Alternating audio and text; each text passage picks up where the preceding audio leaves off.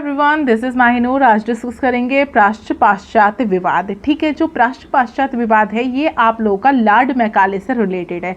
Means जब chartered act 1813 आया था तो उस समय क्या हुआ था कि टोटल हमारे माइंड में 3 क्वेश्चंस थे। ठीक है, पहला क्वेश्चन ये था कि भारतीय विद्वानों में किसे किसे रखा जाए। दूसरा क्वेश्चन था कि 1 लाख की धनराशि को कहाँ व्यय किया जाए। और थर्ड क्वेश्चन था कि साहित्य शब्द का क्या आशय समझा जाए या फिर किस भाषा में शिक्षा दी जाए। भाई 1 लाख की कैसे धनराशि खर्च करोगे ये तो पता चल गया, लेकिन भाई हिंदी में पढ़ाओगे, इंग्लिश में पढ़ाओगे, उर्दू में पढ़ाओगे, फारसी में पढ़ाओगे या फिर संस्कृत में पढ़ाओगे, ये सबसे ज़्यादा बड़ा हमारे सामने क्वेश्चन खड़ा हो गया था।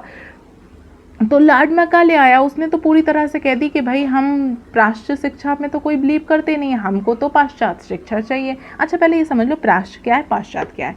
प्राच्य शिक्षा जो है ये प्राचीन भारतीय साहित्य, ठीक है, इसमें क्या आ जाएगा, प्राचीन भारतीय साहित्य आ जाएगा, संस्कृत आ जाएगी, अरबी आ जाएगी, फारसी आ जाएगी, इनके माध्यम से शिक्षा दी जाए, ऐसा कहना था प्राच्य शिक्षाविदों का। कहने का मतलब जो भारतीय भाषाएं हैं उसमें ही भारतीयों को पढ़ाया जाए। ठीक है, ये किसका कहना था, ये आपका लॉर्ड मैकाले का कहना भी था और आपका होस्टिंग्स का भी था, मिंटो का भी था। ठीक है, और जिन्होंने कलकत्ता मदरसा बनवाया था इनका भी था, और जो आपका बनारस संस्कृत कॉलेज है, ये सारे जो कॉलेजेस हैं ये इनकी नींव, इनकी शुरुआत ये इसीलिए बनाए गए थे कि हम किस में देंगे शिक्षा, संस्कृत, उर्दू, अरबी, फारसी। हम अपनी विदेशी भाषाओं में शिक्षा नहीं देके हम अपनी हिंदुस्तानी या फिर देसी भाषाओं में ही शिक्षा देंगे, ये कहना था प्राच्य का। ठीक है, अब पाश्चात्य का क्या कहना था कि अंग्रेजी माध्यम से शिक्षा दी जाए, और जो शिक्षा है नवयुवक कंपनी के अधिकारी ईसाई मिशनरी चार्ल्स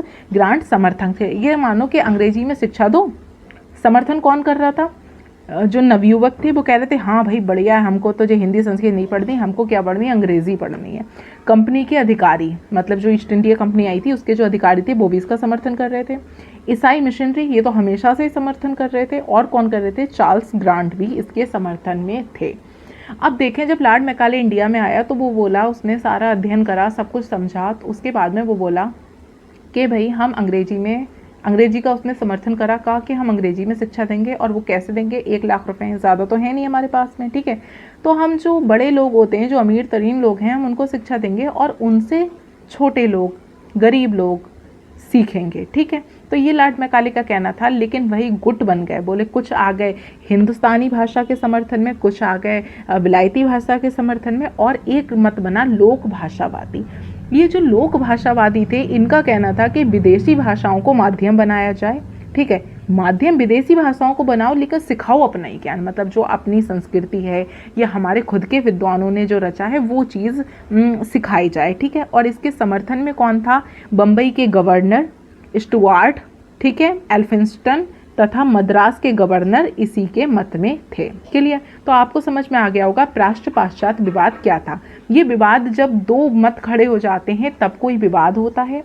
कुछ विद्वान हिंदी संस्कृत साहित्य के पक्ष में थे और कुछ जो थे विदेशी भाषाओं के समर्थन में थे। लेकिन जो लॉर्ड मैकाले था उसने पूरी तरह से अंग्रेजी भाषा का समर्थन करा और जो प्राच्य शिक्षा थी उसका खंडन कर दिया था। ठीक है, और 1 लाख की जो राशि का निर्धारण करा था वो इस पे, मतलब जो पाश्चात्य शिक्षा थी इस पे व्यय करने के लिए दिया गया। ठीक है, उसके बाद क्या हुआ कि वेंकट आए।